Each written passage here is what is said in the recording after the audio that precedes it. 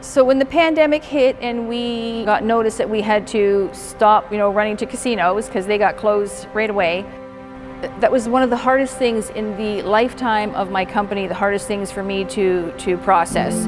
It wasn't, and at that time, we hadn't even had the financial impact yet. That would come later. But when it first happened, I realized 2 weeks later, I was like, we're not running, I'm gonna have to lay the drivers off. And that was the hardest thing I ever had to do, because in my 23 years of business, I'd never laid an employee off. Even in our slow months, we still had a little bit of work, bits and pieces of work here, and I always found a way to pay them, not have to lay them off. So laying off all those employees, I cried.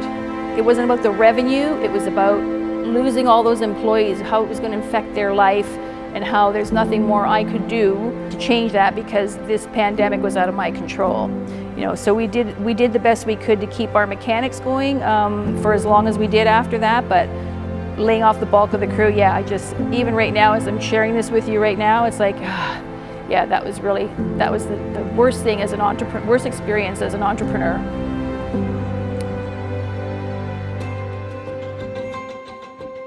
Hi, I'm Angie Ricci, President of Angel Tours and Entertainment Inc., a motor coach company here in Barrie, Ontario.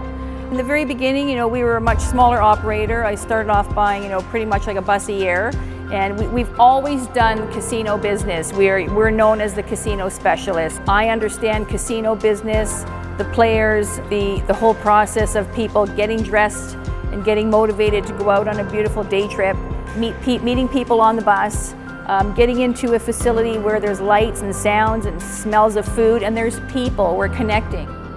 From casino, then we built other riders to go different places. We would go across Canada, we would go into the US. New York was very, very popular. All the wineries, we'd do the East Coast tours. When the economy is good, that's when you see all of that stuff rolling, because you've got all the international market coming in.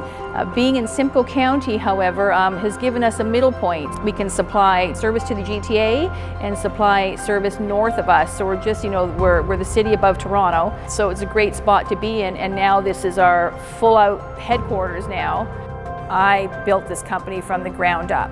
I remember when I was growing up, I was, told be quiet, don't talk, you're not supposed to talk, you're a woman, and I'd be like, but why? I have questions, and I know in my own household, they'd be like, quiet. And I was being conditioned. They're trying to suppress me as a young girl, trying to suppress me because men did all the talking and women were just supposed to listen and serve. I just could not stop talking and thinking. So because of that, I think that's how I became an entrepreneur, is because I was no longer afraid to have a voice or ask questions. If you are in love with your idea, hang on to it and run with it. Don't let anybody squash. If I were to take all the no's that I've ever been dished out in my life, I would have done nothing in my life.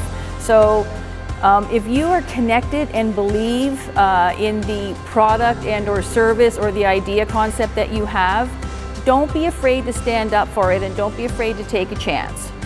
Follow through with your idea. Never apologize. People don't have to, you don't need them to validate your idea. You need to validate whether or not it's going to be successful, but you don't need people's approval. If you believe you have something, just do it. The pandemic worsened the driver shortage crisis that existed before the pandemic arrived. And now we've got drivers and employees displaced all over the country. And so we're going to need a plan to get the country rolling again. I started to develop this app, and as it evolved, I realized we might have something here that could be great to share with other carriers, and including the truck industry. So I just, started working on that slowly and in stages, because I was still running Angel Tours. Well, March 15, we parked all of our buses. Because COVID, we're all in our official lockdown at that point. And I got to spend a little bit more time developing the app.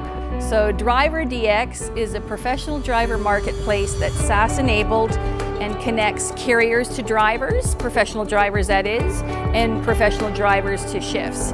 And we're using an on-demand platform and using the gig economy to create new opportunity to attract drivers to not a job, about a career as a commercial driver. I can't tell you enough how important drivers are to our world.